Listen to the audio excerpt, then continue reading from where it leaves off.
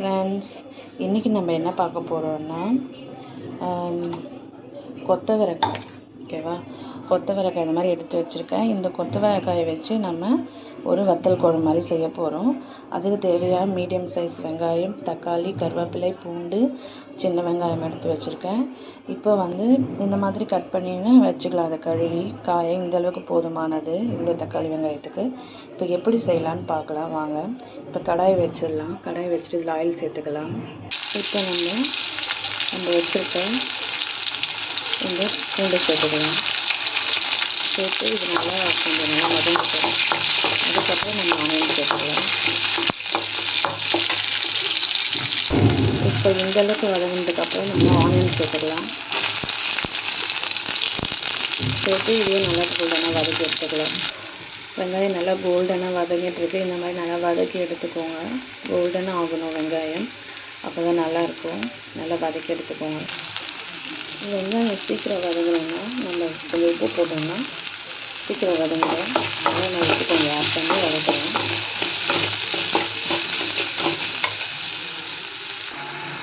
பாருங்கள் ஃப்ரெண்ட்ஸ், தக்காளி இந்த மாதிரி நல்லா வதங்கி வரணும். நமக்கு நல்லா வதக்கி எடுத்துக்கோங்க. தக்காளி இப்படி வதங்கினதுக்கப்புறம் நம்ம மசாலா பொருட்கள் ஆட் பண்ணலாம். இப்போ நான் மஞ்சள்தூள் ஆட் பண்ண போகிறேன். மஞ்சள்தூள் ஆட் பண்ணி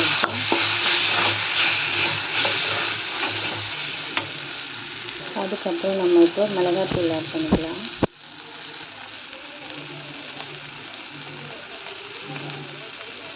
மிளகாத்தூள் ஆட் பண்ணதுக்கப்புறம் கழுவி விட்டுக்கலாம்.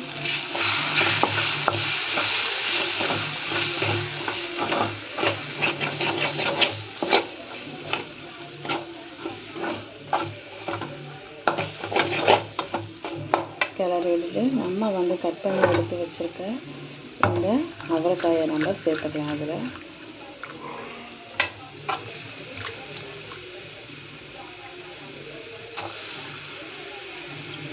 சேர்த்ததுக்கப்புறம் நல்லா கிளறி விட்டுக்கலாம்.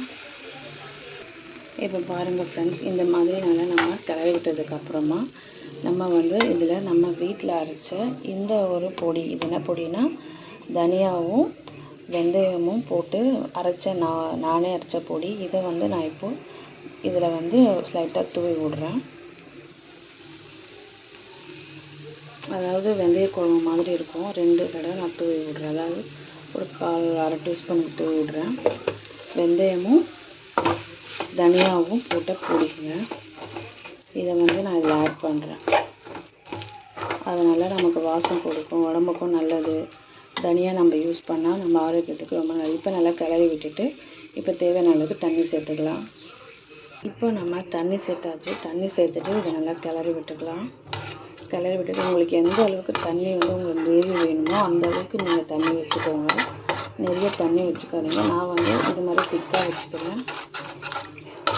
என்னோட இந்த அளவுக்கு திக்காக வச்சுக்கிறேன். அப்போ தான் இது ஒரு தொக்கு மாதிரி நம்ம சாப்பிட்றதுக்கு நல்லாயிருக்கும்.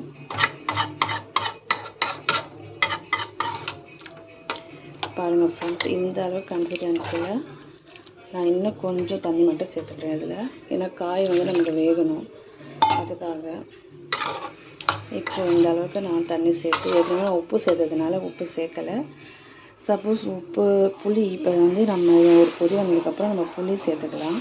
புளி சேர்த்துட்டு கொதிச்சு வச்சு இறக்கிடலாம். சரிங்களா? புளி சேர்த்துக்கலாம். கொதிக்கட்டும். நம்மளோட குழம்பு கொதி வந்துடுச்சு. இப்போ நம்ம இந்த அளவுக்கு நம்ம புளி எடுத்துருக்கோம். உங்களுக்கு எவ்வளோ புளிப்பு தேவைப்படுமோ அந்த அளவுக்கு யூஸ் பண்ணிக்கோங்க. எனக்கு இந்த அளவுக்கு புளி போதும். அதனால் இதை நான் கரைச்சி எடுத்துகிட்டு வந்துடுறேன். இதில் நம்ம வச்சுருக்க இந்த புளி தண்ணி நம்ம சேர்த்துக்கலாம். இந்த அளவுக்கு திக்காக கன்சிஸ்டன்சி நான் சேர்த்துக்கிறேன். இதில் தண்ணி வைக்கலை, தண்ணி வைக்காமல் நான் சேர்த்துக்கிறேன். சேர்த்துட்டு நல்லா கிளறி விட்டுக்கலாம். இப்போ உப்பு புளி காரம் எல்லாம் பார்த்துட்டு நல்லா இப்போ கொதிக்க விட்டுடலாம். கொதிக்க வச்சுட்டு நம்ம இறக்க போகிறோம். அவ்வளோதான். சரிங்களா? இப்போ நல்லா கொதிக்க வச்சிடலாம். உப்பு புளி காரம் செக் பண்ணிக்கோங்க.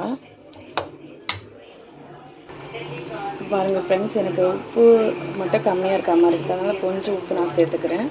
புளிப்பு காரம்லாம் எனக்கு கரெக்டாக இருக்குது. அதனால் நல்லா கொதி வந்த பிறகு நம்ம இறக்கிடலாம். அவ்வளோதான் ஃப்ரெண்ட்ஸ், நம்மளுடைய குழம்பு நல்லா கொதிச்சு இப்போ நல்லா ட்ரை ஆகிடுச்சு. நீங்களும் வீட்டில் செஞ்சு ட்ரை பண்ணி பாருங்கள்.